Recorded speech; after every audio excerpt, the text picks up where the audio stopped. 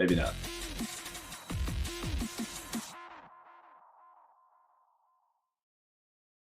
Welcome back to another episode of Fantasy Football RPG, where today Evan and I are going to be drafting the 2025 Dynasty rookies head-to-head in a mock draft. Evan, dude, I like your shirt today. Thanks. I've been told that I always wear orange on Tuesdays, so I figured I'd switch it up. Chris got me this for Christmas, said I need to add a little bit to my wardrobe, so here we are. Nice. Shout out Chris, friend of the pod, friend of the show. But listen, the people are here to learn about some rookies. Let's talk about them. Quick notes before we jump into this. We are using the latest Tankathon mock draft for projected draft capital and landing spots. Obviously, it's going to change a ton. Like, there's a couple of guys on here. I don't think they're going to test as well, so they may not actually get that early draft capital. Evan, were there any surprises looking at this? Well, I'm looking at it the same time as the people, Mike. So, Delightful. I'm on top of my game as always. Some surprises as always, some landing spots that seem like they could be fun. And some that seem like they'll make us sad. I went ahead. I'm just going to recap the first round of what the actual draft looked like. I pulled out all of the fantasy relevant players. So we got Shadur Sanders going 101 to the Titans, Cam Ward going 102 to the Browns. The Giants then take the best player in the draft in Travis Hunter. Tet McMillan over to the Panthers at 108. Hi, Drew. I love you. Good to see you, buddy. For the audio only listeners that are listening to the replay afterwards, that's Drew over on our YouTube, where we're hopping on live for once. We got Ashton Genty to the Cowboys at 112, Tyler Warren to the Colts, Luther Burden, 17th pick, Colson Loveland to the Broncos, Emeka Egbuka to the Steelers. Thank God we get a wide receiver 2, maybe a wide receiver 1. Jalen Milroe, I know I said I was just doing the first round, but I wanted to shout this out, to the Giants in the second round, which would be a lot of fun. Evan, we didn't talk about this because people love us to do the show on the show. You want to go first or second? You can go first, Mike. I'm interested to see, once we get a little bit later on, because I think we know what the 101 is going to be. So, yep, that's nice and easy for me. That's Ashton Genty, 101. The Dallas Cowboys need a running back, and so do a lot of my dynasty teams. So I will happily take him off the board. It's too easy, baby. Too easy, Mike says. Man, okay. All right. So we are here at the 102. Should be pretty straightforward, pretty chalk at this point. I don't know, Mike. Maybe it'll raise some feathers, but we're going to say Tet McMillan. Yep. You already had him boxed right here. Should be pretty straightforward. The Panthers need a wide receiver 1. This is a lineup that is in desperate need of some wide receiver talent. Obviously, they've tried to invest in Mingo and Leggett these past couple of years. Coker seems like he's doing, something that could be somewhat useful from an NFL standpoint.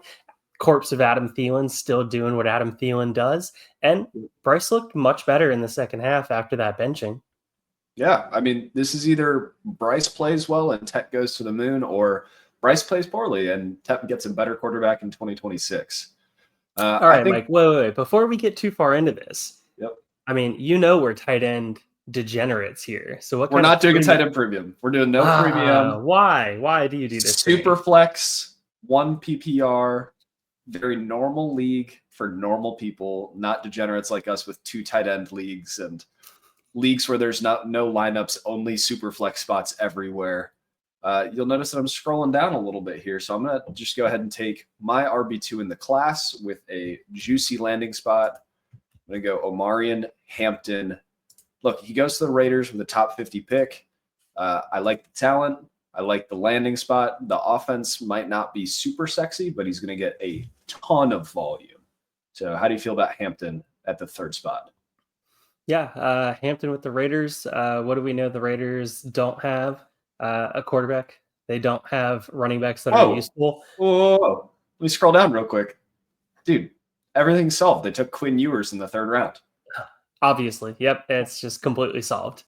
What more do you need? Ready for an epic collapse. So, yep. Okay. Yeah, they'll establish the hell out of the run with Hampton there. Yes. Very, very much so. Very much so.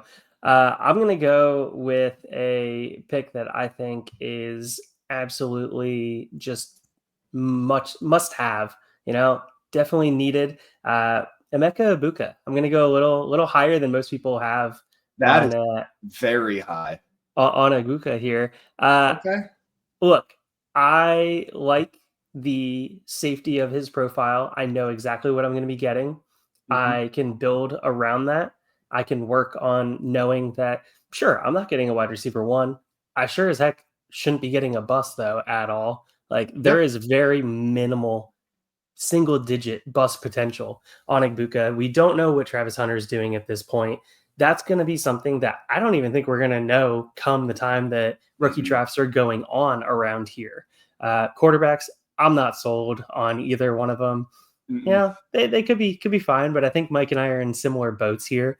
And Luther Burden, there are too many question marks right there on what exactly he could be to be taking him at this spot. If I told you T. Higgins walks, does that change your Luther Burden outlook or no? Well, I mean, sure, if you tell me that he walks, but everything this offseason says that Points he's the other not way. going to. So Yep. No, I identify with that. I'm just going to go ahead. Listen, it's a running back draft. I like a lot of these running backs. A couple of them went to pretty stinky spots, which we'll cover later on. But I'm going to go with Caleb Johnson, who is taking to the Denver Broncos with another almost top 50 pick, the 51st pick. Elite missed tackles forced. That backfield looks disgusting, especially with Javonte walking. Like he's going to walk in there and eat everybody else's lunch. Sean Payton wants to have a better running game, so let's give it to him. he also wants to have a committee backfield, Mike. All Yep. right. I don't know if you remember that, but Yep. Caleb not getting 20 plus touches a game, He's you're gonna get still want that. 15 to 18 and all of the goal line touches. I think this is a souped up Brian Robinson in a better offense, Hmm. ideally. Okay. All right. Well, I may not be sold on the quarterbacks, but here at 106, it's still a super flex draft. So we're going to be taking Shador Sanders because the Titans have the better players around him. The Titans are building a better culture. Look, Corcoran's a big Browns fan, but it's tough to watch right now. Browns football is unfortunate at this point. Mm-hmm. So just staying away from Cam, especially this early, talking first half of the first round. Do I think he's the better player? Sure. But you got to have an offensive line to be able to protect him. You got to have wide receivers more than the often injured Jerry Jeudy. Then you have Njoku, and that is about the only player that can catch a football on that Browns offense as it currently stands. Whereas we have a dynamic running game here in Nashville. We have a left side of an offensive line, no right side to be seen, but we have a left side. So We that's might fix something. it. Yeah. And then you have some semblance of wide receivers to be able to do maybe something in the passing game. Okay. So you're saying that 30, will it be 30 or 31? Calvin Ridley is better than everyone on the Browns combined?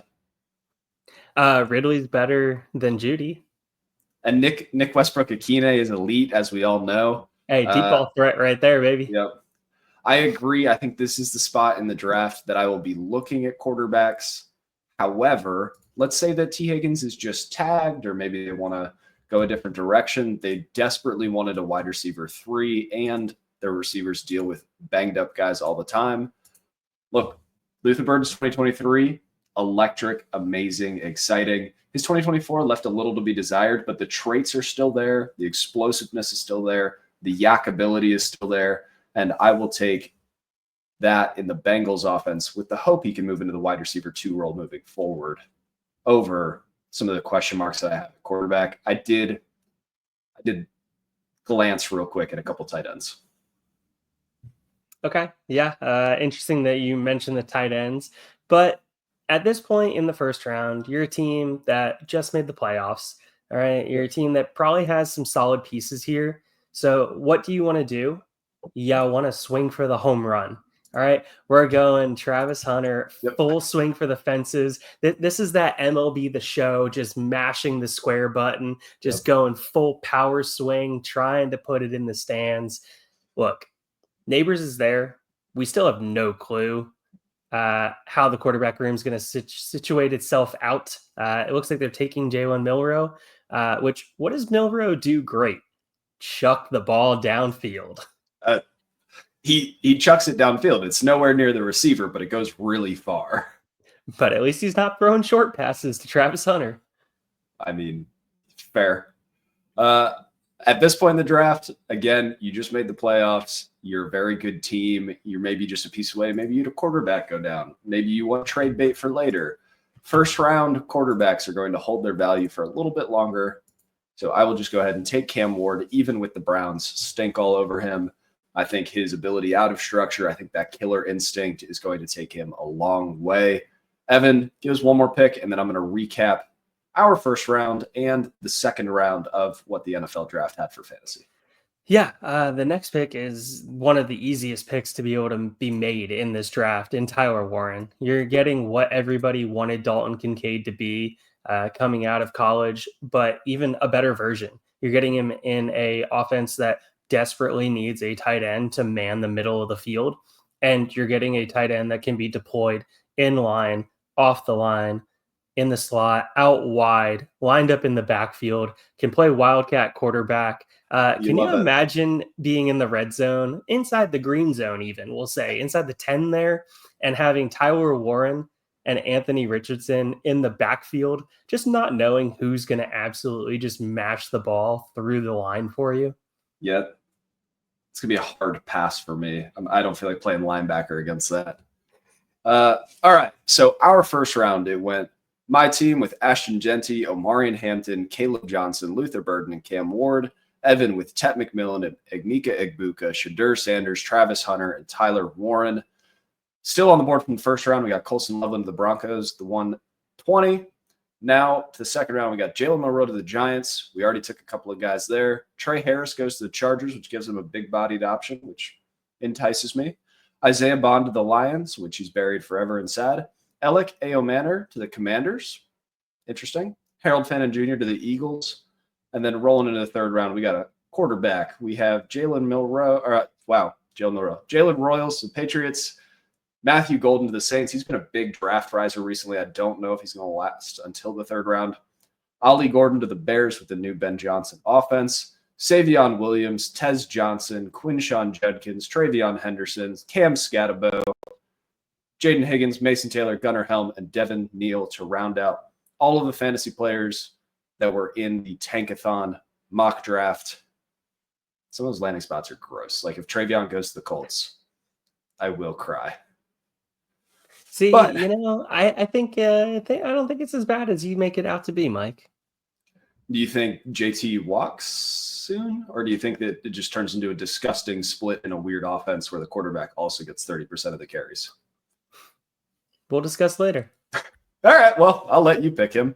I am going to go ahead and go with, well, you took my number one tight end based on landing spot and draft capital. I'll just go ahead and take Colson Loveland. Look, the volume metrics aren't going to be there because Michigan is a low volume passing offense.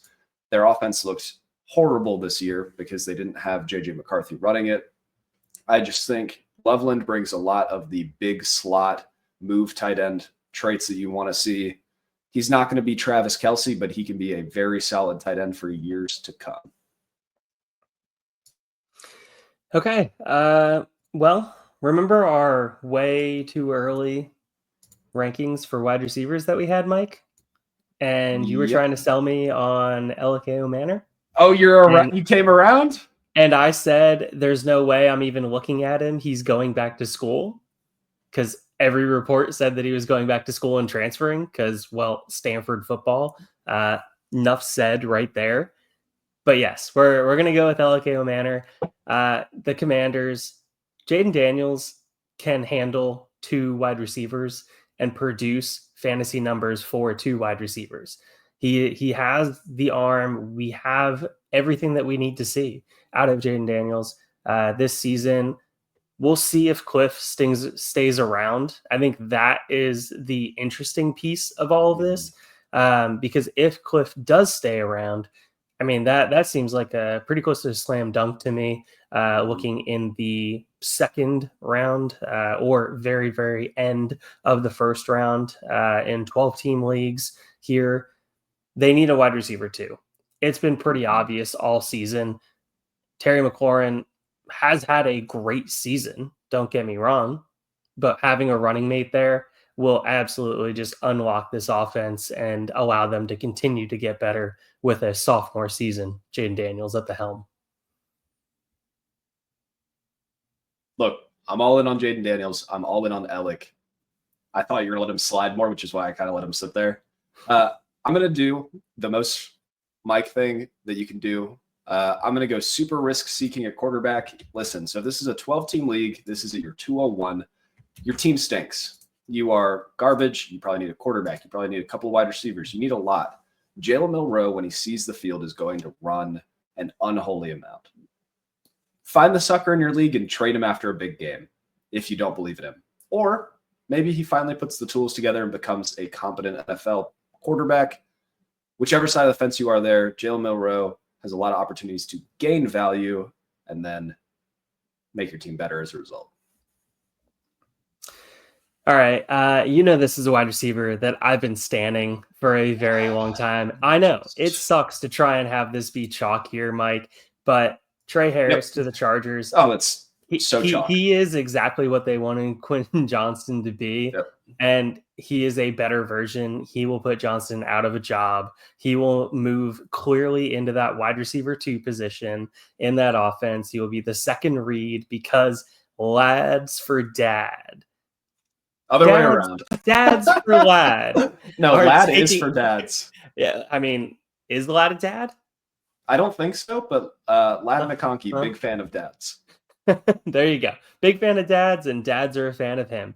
So he is the one in that offense. Herbert 100% can handle 2 wide receivers, keeping them fantasy relevant. Now, let's keep in mind here, Trey Harris is not the slam dunk right out of the gate pick. Mm-hmm. There are too many routes that he needs to learn how to run in an NFL system. But when you think about the fact that he played, 9 games this season and had about a 5 yards per route run, that's pretty legendary. We'll take for that. most analytical people out there. You look at him; he improved every single season. He knows how to run an up-tempo offense, which we've seen more teams in the NFL start going up-tempo, giving them the big body receiver that can continue to run down the field, be able to get back and keep doing that time and time again, going up, winning the contested catches, being able to win at the top of his routes. Love it. Yep. All right. After taking a really risky pick, I'm just going to take a little easier pick. I believe in Quinshon Judkins. I think he is a hell of a talent. I do not give a flying fork about Ramondre Stevenson's extension after he was almost benched for Antonio Gibson. Judkins would eat everyone's lunch there. He is the best back I would say one of the best backs in the AFC East at that point. You got to, talk about Achane, but big fan. I think he's electric. I think he's not that fast as we saw in the national championship game. Christmas cookies hit him a little too hard, but I don't need 90-yard runs. I need a bunch of 40-yard runs, volume, and goal line work. And he has softer hands than people give him credit for. Okay. Yeah, I agree with everything that you're saying right there, Mike. I was really hoping that Judkins was going to be able to fall just another pick to be able to let me just enjoy some QJ on that team. Good QJ, though. Good QJ, not the bad QJ that we're replacing with Trey Harris here. So, yeah, you put all of that together. So you want Devin Neal next? Look, Eagles fan, fully embrace it. But no, I'm okay here, Mike. You know that I'm not an Isaiah Bond fan. Yep. Honestly, I don't know why he came out. He had to have gotten some great reports from NFL execs, from the draft, projected draft capital, because I'm just not seeing it. The production's not there. The profile hasn't been there. Being able to stay healthy hasn't been there. Sure, he's playing multiple games. He's playing double-digit games every year in college, but he's constantly banged up. It's hard to watch. Fannin Jr., we'll talk about this when we go over our tight end ranks here. Going to the Eagles, I don't know a true position for him. He is very good. He is a very good football player. Mm-hmm. I question in that Eagles offense how he would be utilized because Goddard is better. Yes. Okay, so continue to move down here. We're going to go Tez Johnson. Oh, you goober. Reaching all the way down there. All right. Goddard does have, yes, seeing the comments, Goddard has major health concerns. That is very accurate. He does not play full seasons, but at the same time, they also use 2 tight ends a chunk. They rotate the tight ends through. Fannin's a monster. Fannin's a great college player. We'll see how everything plays out. But Tez Johnson, Cowboys, it pains me to talk about the Cowboys, Mike. So that's how I knew I had to make this pick. All right. So what does Dak need? What does CD need? A wide receiver 2 that can separate. Offense? Yeah, what does this offense need? A wide receiver 2 that can separate. Gee, what a shocker. You have somebody who's been consistently productive at Oregon, has had plenty of national exposure here. Yes, he is thin. He is about as thin as I don't know, 2x4. We're gonna go with that. A one. Can we do a 1x4? Maybe. Maybe he's a 1x4. He's a 1x2. I don't know. I don't think that he's gonna come in above 168. He makes Tank Dell look thick. Yeah, man. But for those few games before he absolutely just gets broken on the field, he will be great for that offense. And all the better at this point, Mike. When somebody's playing, I can put him in my lineup. When they're injured, they're not in my lineup. All right, so we're betting on hopefully not breaking any bones. Tez Johnson. Yeah, give me 6 games of Tez Johnson with a 12 to 14 points per game. That's 204. That's fine. We'll take that. Yeah, take it all day. Before we go any further, I want to give a quick shout out. Go to Last Word on Sports, read some articles. There's going to be some Dynasty rookie rankings. There's scouting reports for everything. Anything that you need that is related to football and fantasy football, head over there. It's all free. What's there to lose? While you're here, like and subscribe. We're doing all of this for funsies. So if we could actually make a little bit of money by getting monetized on YouTube, that would be because you guys keep listening. So thank you very much for listening. Let's get back into this draft. Evan, you're a goober. I'm picking Ollie Gordon, who just went to the Bears. I do not care about what happened in 2024. He's big, he's fast, he's strong. He runs mean when he wants to. And now he's going to, hopefully, a good offense. So maybe he gets the David Montgomery role in that Ben Johnson offense. Maybe he just runs everything there because Ben Johnson and DeAndre Swift have past beef. So I think with that draft capital, with that landing spot, I would take Ollie Gordon over Tez Johnson in a heartbeat. Okay, all right. That's quite the take there, Mike. So looking here at Dallas Goedert's contract, going back to my beautiful Eagles, in that championship game for the NFC, unlike your Steelers, who just so happen to be sitting on their butts at home or in Aruba or some tropical destination. That's fine. So we're gonna go with Fannin at this point. Fannin Jr. He's an absolute monster.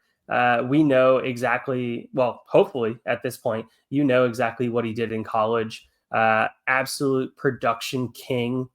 Yes. Okay. He's in a G5. All right. Not great, but we know that he still produced. He still played some of the P4 teams. We're talking about somebody that's still 20 years old, hasn't turned 21 yet, which is not something that you can say about Tyler Warren. Colson Loveland's still 20. Tyler Warren is old. Tyler Warren has been in college a good good bit. But we look at the 2024 season, 95.9 PFF rating.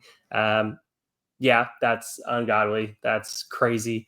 3.76 yards per route run. That's crazy. We have a run blocking grade of 75 from PFF, which we'll take it. Sure, that's passable. We'll Do I want him constantly blocking at 230? Questionably 230? No, really don't. But 1,500 yards in college in a single season. Season before that, 14 yards per reception. These are numbers on an explosive Eagles offense that could use another tight end with Dallas Goedert's contract coming up with, as was mentioned previously, the health concerns. Absolutely love some action. Yeah, Drew, I'm seeing you over there. I'm that degenerate sitting gambling on Wednesday night action, and I've seen plenty of Fannin this year. Yep. You also saw Fannin go for a casual 11-137 and a touchdown against Penn State. And he was the only thing on the offense there. Mike from Dynasty Dogs gave us Delaney Walker as a good comp. I love that.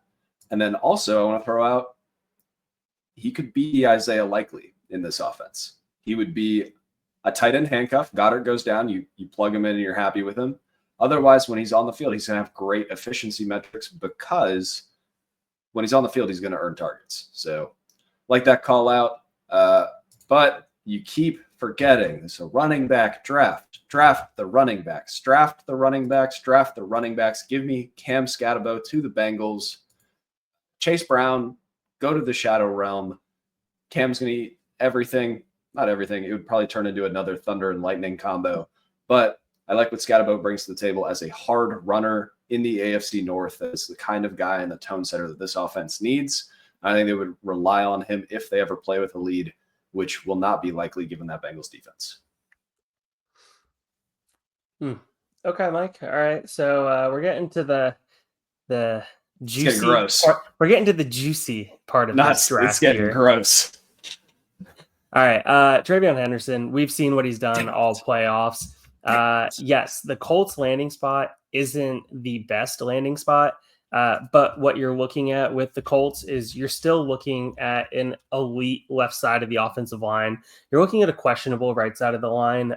You're looking at Pittman taking a step back at wide receiver. You're looking at Downs still being Downs. And then you have Pierce taking over or seemingly taking over instead of A.D. Mitchell, that wide receiver 3 role. So you have some wide receivers. You already took a tight end earlier in the draft, which we're just doing that, getting Tyler Warren in this draft and TreVeyon Henderson.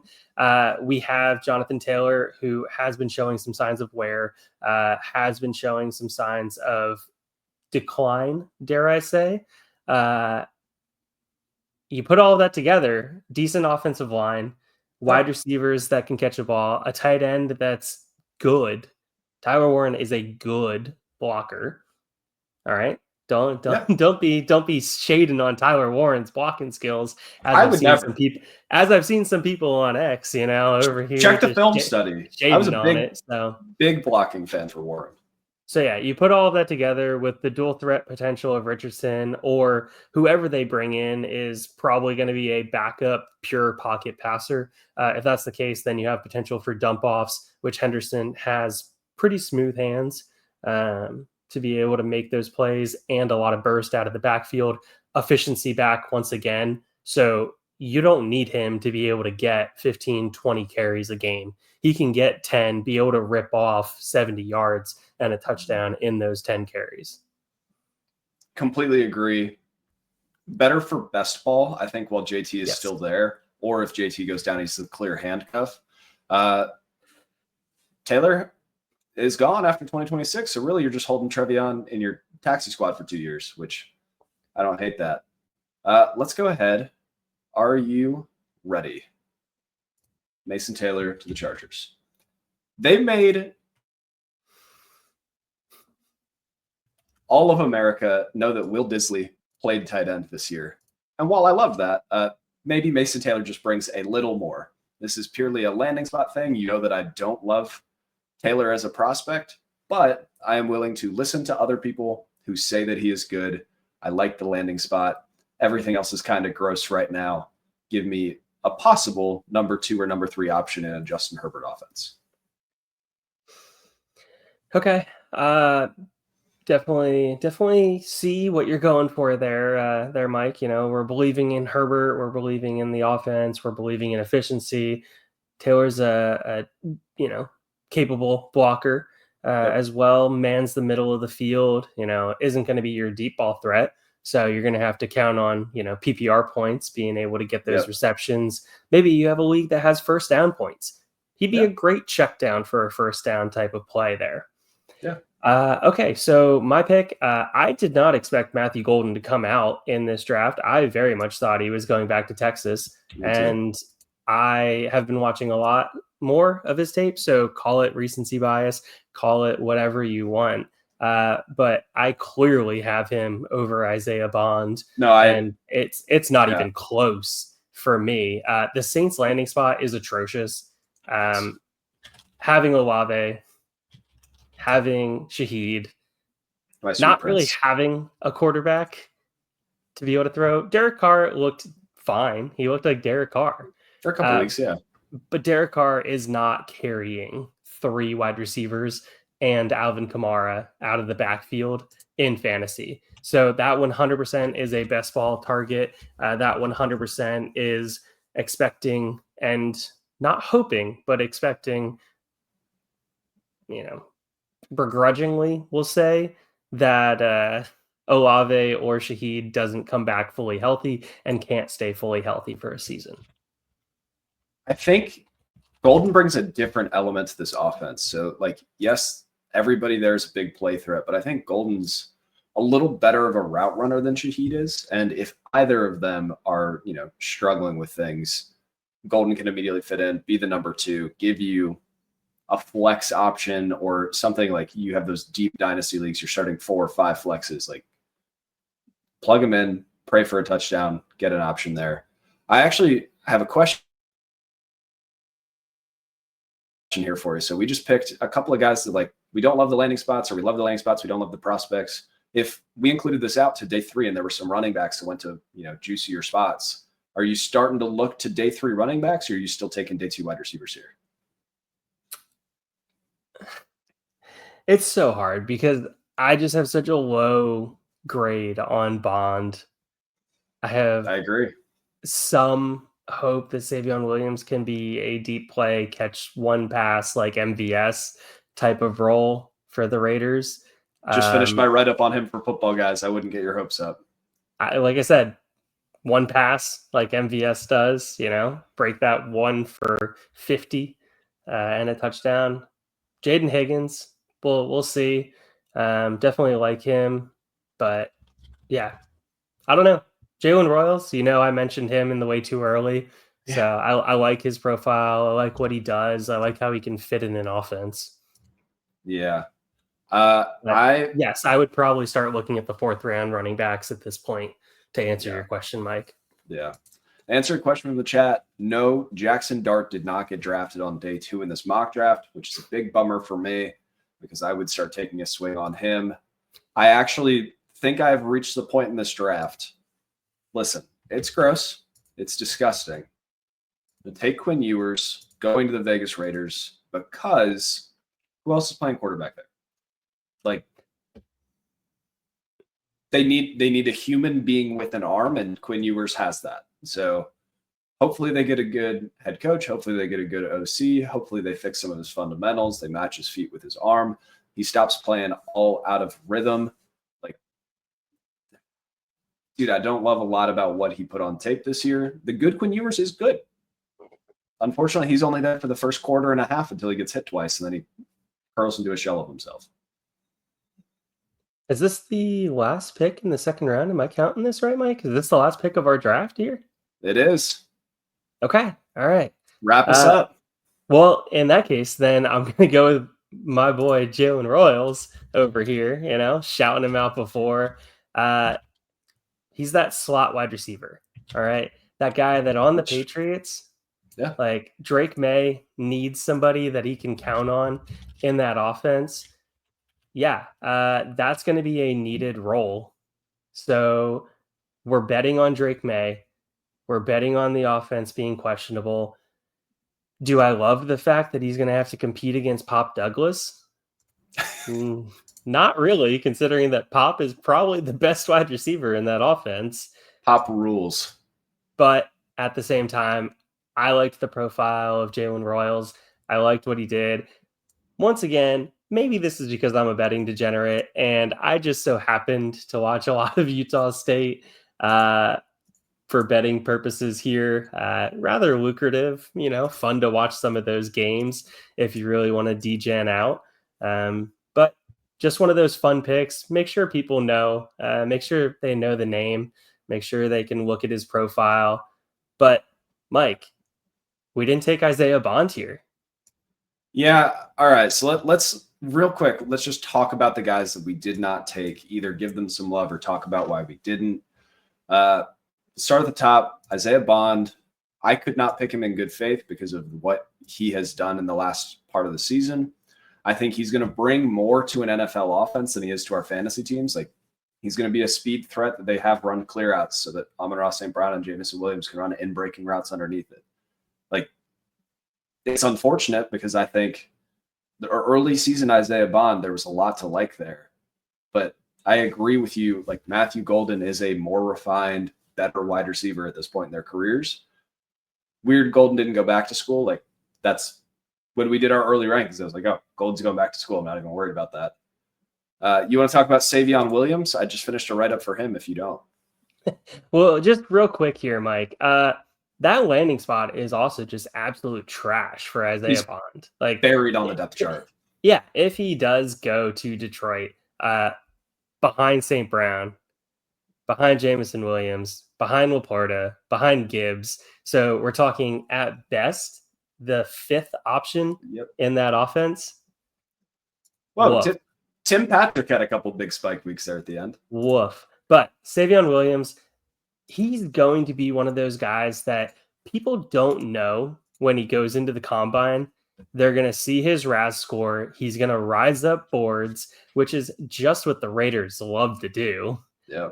Hopefully not with Tom Brady there now, but we'll see if Raiders still do Raiders. But yeah, he's a TCU guy, ran a lot of screens, ran a lot of end arounds, ran a lot of deep plays, shots, going on 9 routes, just go, maybe some deep posts, things like deep corners, different routes like that. He's not a guy that's going to be running that intermediate route tree. Most likely won't be running defined short routes other than maybe a slant. It's all very linear for him. If he cannot like full speed run in a straight line, he's not interested. Or he did have a couple of medium hook routes that were good in the Big 12. All right, Jaden Higgins, man, this is one that I like. Jaden Higgins, I like Iowa State, both of their wide receivers. We got to talk though. We'll do an episode on that later. Okay.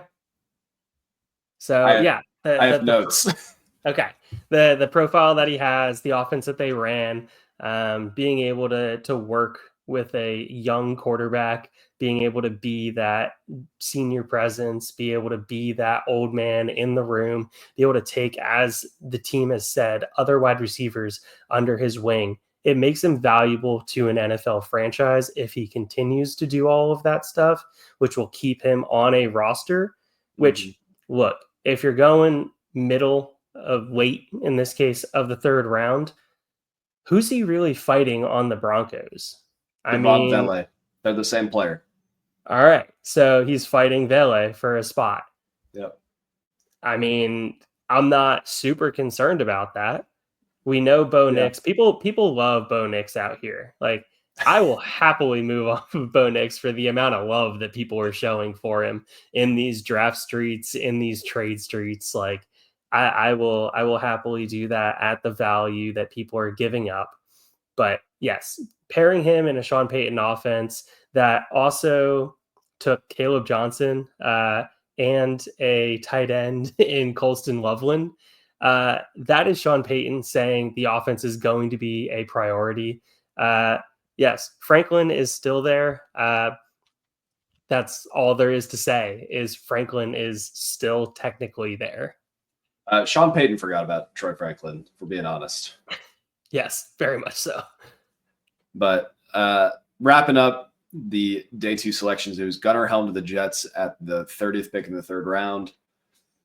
He's a medium tight end that's going to go to a bad offense that we like. Maybe Aaron Rodgers is a quarterback, maybe Tyrod Taylor, like maybe Jordan Travis. Like I don't know what this offense is going to look like, and I have no interest in investing in a medium prospect on a bad offense. And Devin Neal, our sweet prince. This is what's going to happen come draft season. Like some guys that we like are going to go to spots that bury them. And if Devin Neal, whose best attributes are rhythm running, finding seams, and getting through contact, goes to a spot where he is the backup if Saquon gets hurt, like you have to draft him as the handcuffs, which I'm open to that in the back of the 2nd round. If you already have Barkley, I'm open to that in the 3rd round because you're just swinging on a guy that will hopefully outlive Barkley in that offense. But hard to see anybody getting a chance in the Eagles offense. Cool. It's an elite offensive line. Like if he gets a chance and he plays, and Barkley, Barkley, please don't get injured. We need you. You carry the team. Your quads are enough to carry this team. So, yep. But all right. So to recap the entire Superflex rookie mock draft, we have me with Ashton Genty, Omarion Hampton, Caleb Johnson, Luther Burden, Cam Ward, and Colston Loveland in the 1st round. Jalen Milroe, Quinshawn Judkins, Ollie Gordon, Cam Scatabo, Mason Taylor, and Quinn Ewers in the 2nd round. Evan, you want to run through your team and then say bye to the people? Yeah, so I got Tet McMillan, then I got Mika Ibuka, I got Shador Sanders, Travis Hunter, Tyler Warren, Elike Manor in the 1st round. A lot of wide receivers. Love some wide receivers in these dynasty streets. Everybody does. Then we continue with the wide receiver tree and go Trey Harris, Tez Johnson. Then we go tight end at Harold Fannin Jr., absolute stud out of Bowling Green. Then we got Travion Henderson, the king of the college football playoffs over here. Matthew Golden, the early declare from Texas. And my sleeper, Jalen Royals. All right. Well, that does it for today's episode. As always, thank you very much for listening. If you made it this far, like, subscribe. If you're audio only, give us those stars. Evan will undo a button for every 5-star rating we get, and he will do next week with however many we go down. Bye-bye. Evan, I love you. Thanks for listening to another episode of the Fantasy Football RPG Podcast. If you made it this far, be sure to like and subscribe. If you want to check out written content, head over to lastwordonsports.com. Don't let the goblins get you.